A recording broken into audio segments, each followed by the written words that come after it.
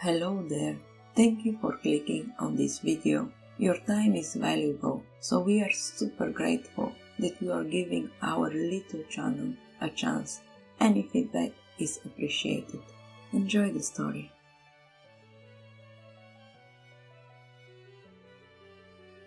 The War of the Worlds by H.G. Chapter 15. What had happened in Surrey?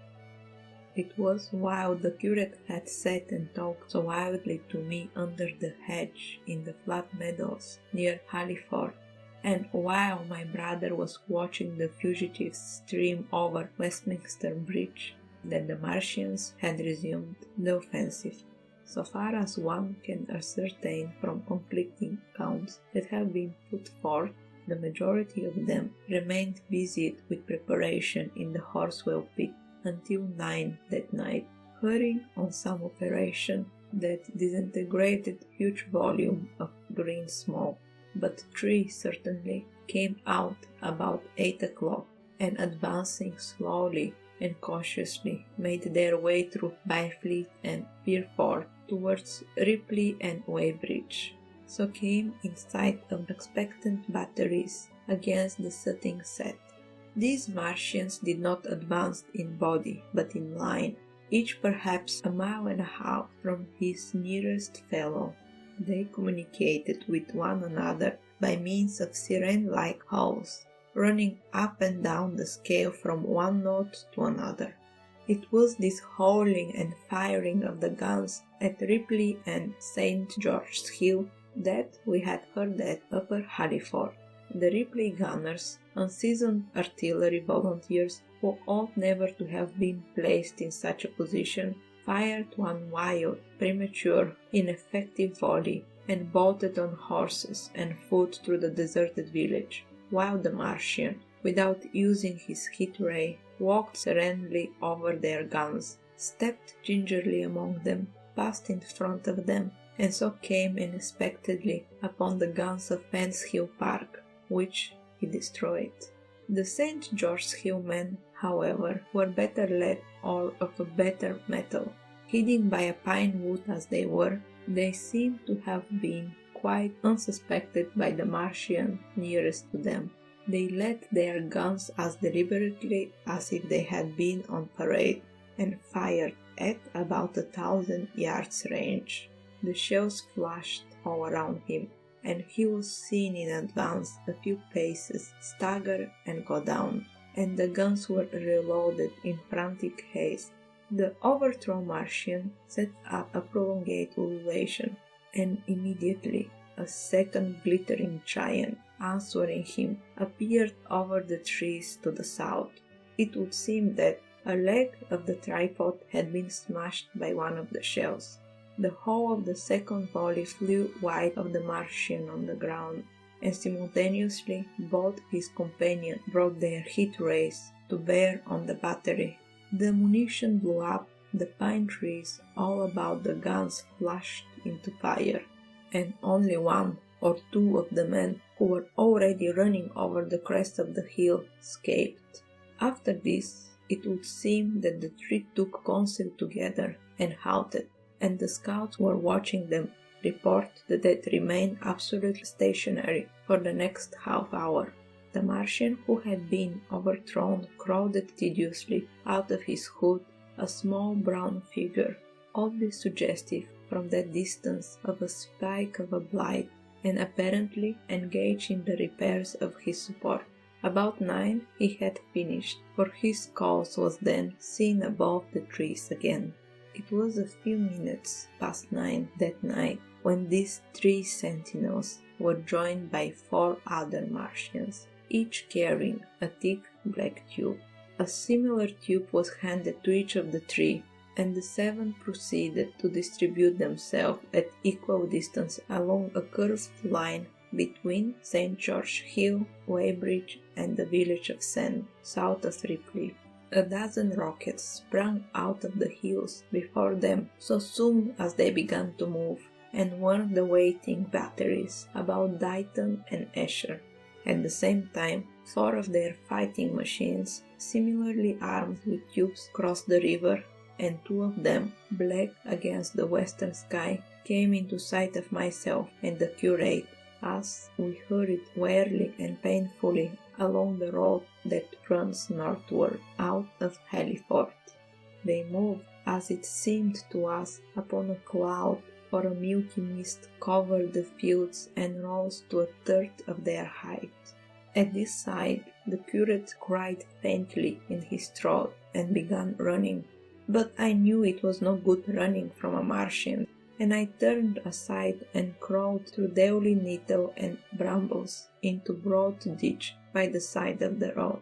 He looked back, saw what I was doing, and turned to join me. The two halted, the nearer to us standing and facing Sunbury, the remote being a grey indistinctness towards the evening star, away towards Staines. The occasional howling of the Martians had ceased.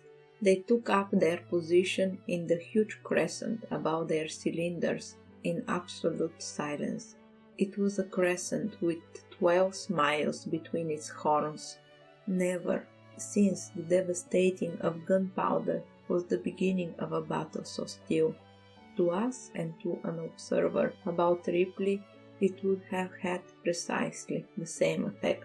The Martians seemed in the solitary position of the darkling night, lit only, as it was by the slender moon, the stars, the afterglow of the daylight, and the ruddy glare from the St. George's Hill and the woods of Payne Hill, but facing the crescent everywhere, at Staines, Hounslow, Ditton, Esher, Ockham, behind hills and wood south of the river, and across the flat grass meadows of the north of it, wherever a cluster of trees or village houses gave sufficient cover, the guns were waiting.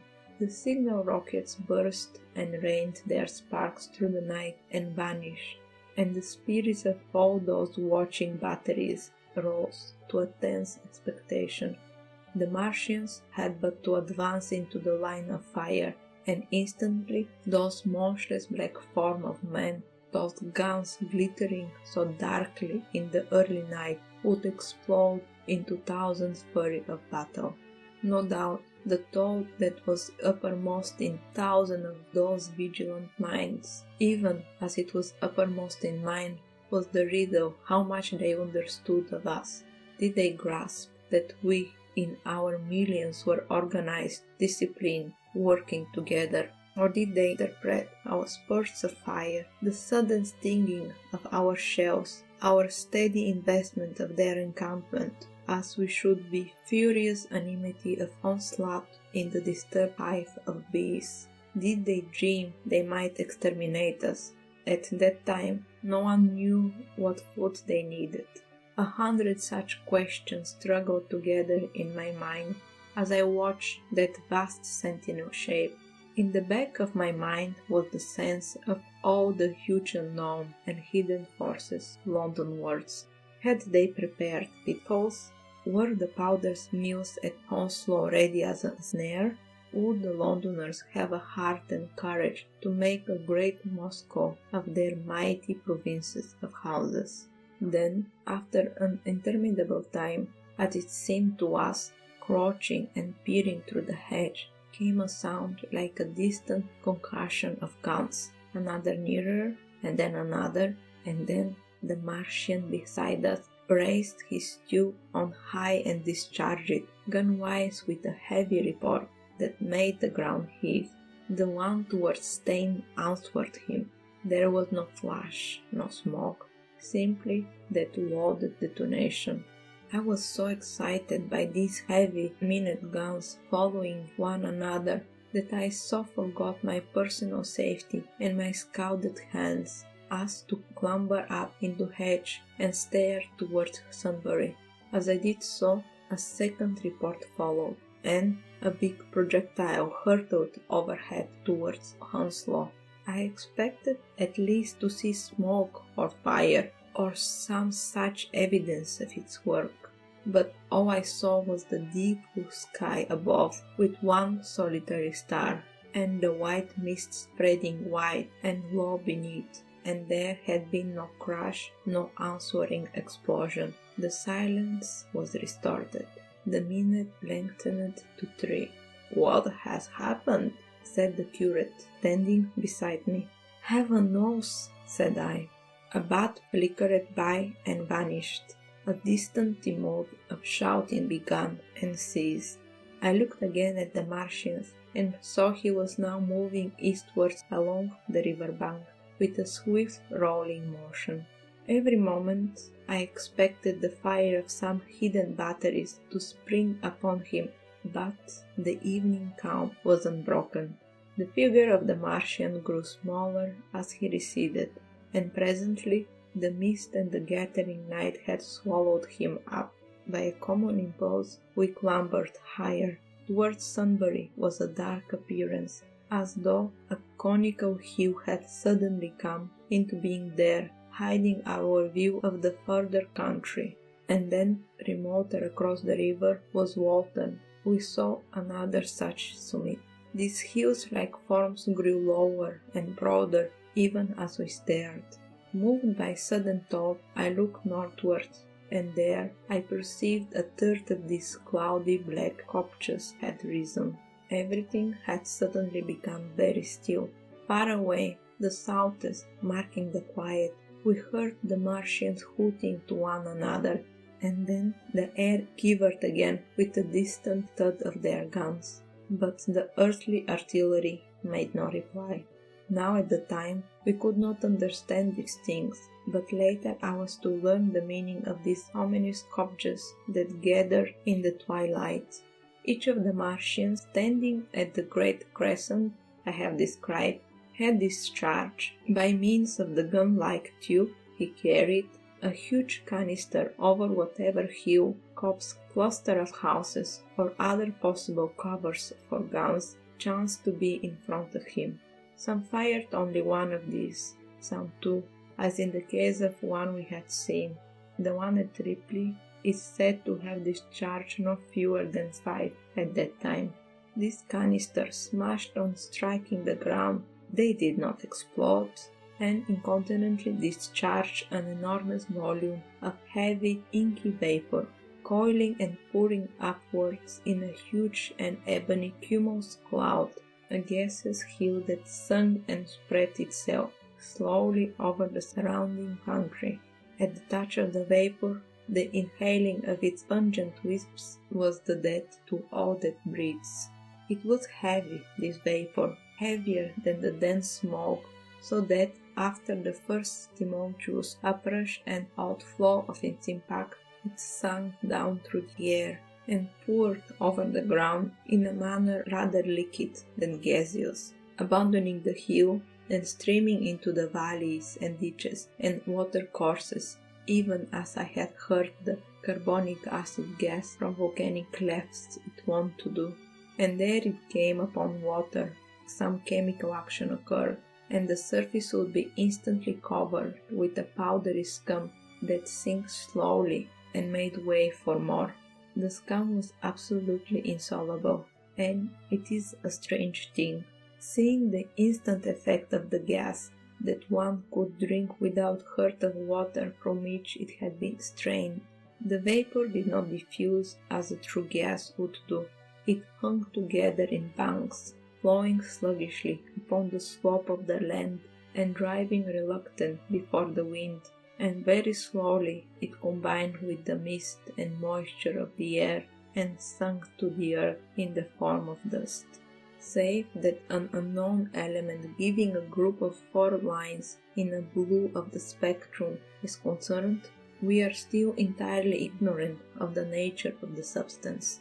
Once the tumultuous upheaval of its dispersion was over, the black smoke clung so closely to the ground, even before its precipitation, that 50 feet up in the air, on the roofs and upper stores of high houses and on great trees, there was a chance of escaping its poison altogether, as was proven even that night at Street, Cobham and Dighton.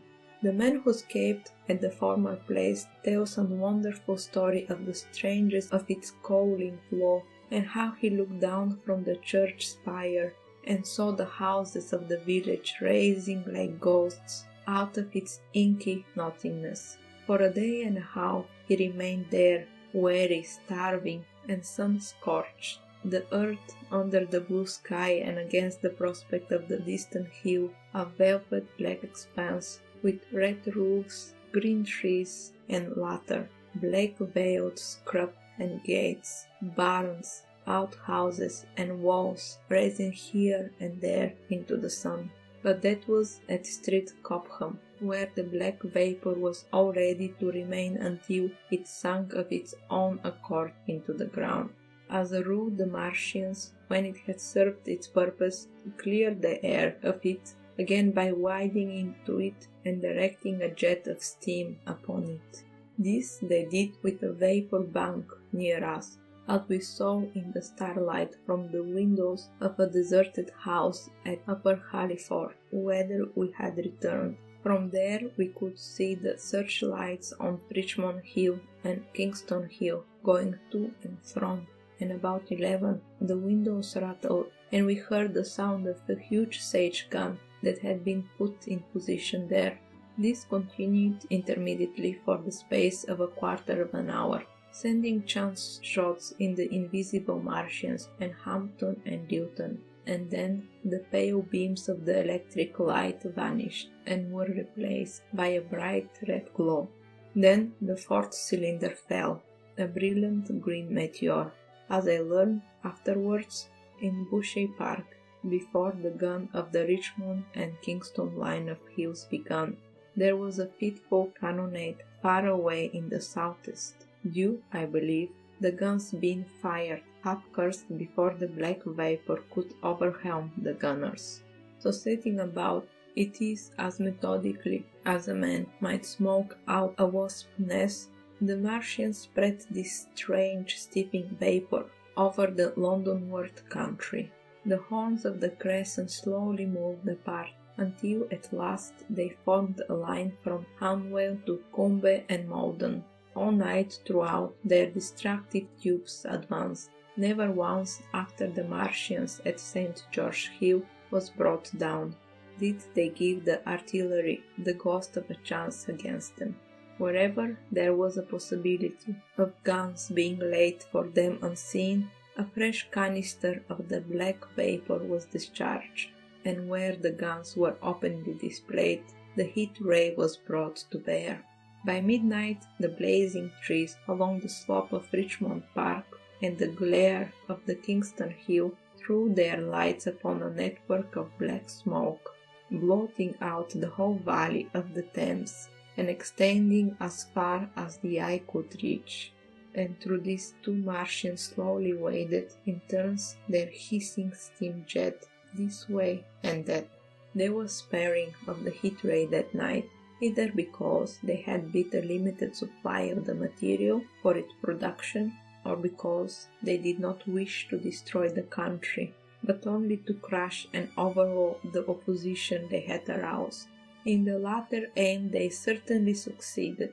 Sunday night was the end of the organized opposition to their movements. After that, no body of men would stand against them. So hopeless was the enterprise. Even the crew of the torpedo boats and destroyers that had brought their quick fires up the Thames refused to stop, mutinied, and went down again. The only offensive operation men ventured upon after that night was the preparation of mines and pitfalls, and even in that their energies were frantic and spasmodic. One has to imagine, as well as one may, the fate of those batteries towards Esher, waiting so tensely in the twilight. Survivors there were none.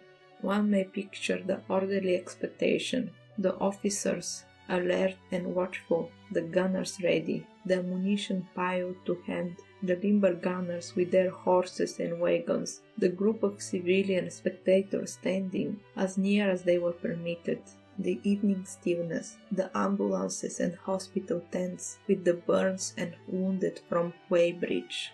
Then the dull resonance of the shots the Martians fired, the clumsy projectile whirling over the trees and houses and smashing amid the neighboring fields. One may picture, too, the sudden shifting of the attention, the swiftly spreading coil and veiling of the blackness advancing headlong towards the heavenward, turning the twilight to a palpable darkness, a strange and horrible antagonist of vapor striding upon its victims. Men and horses near it seemed dimly running, shrieking, falling headlong, shout of dismay, the gun's sudden abandonment, men choking and writhing on the ground, and the swift broadening out of the opaque column of smoke, and then night and extinction, nothing but a silent mass of impenetrable vapor hiding its dead.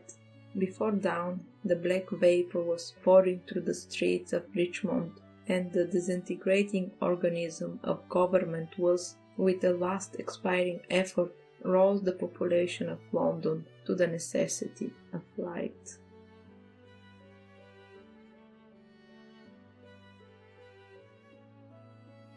This is the end of today's story. I hope that these past minutes helped you relax and ease you into falling asleep.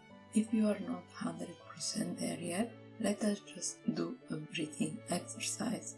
Count mentally with me your breath intakes and exhales. Concentrate on the count, nothing more. Intake 4. 1, 2, 3, 4, 5, 6, and release 4. 1, 2, 3, 4. In 4. 1, 2, 3, 4, 5, 6. Out 4. 1, 2, 3, 4. Intake 4. 1, 2, 3, 4, 5, 6, and release 4. 1, 2, 3, 4. In 4. 1, 2, 3, 4, 5, 6. Out 4. 1, 2, 3, 4. Intake 4. 1, 2, 3, 4, 5, 6, and release 4. 1, 2, 3, 4. In 4. 1, 2, 3, 4, 5, 6. Out 4. 1, 2, 3, 4. Intake 4. 1, 2, 3, 4, 5, 6, and release 4. 1, 2, 3, 4. In 4.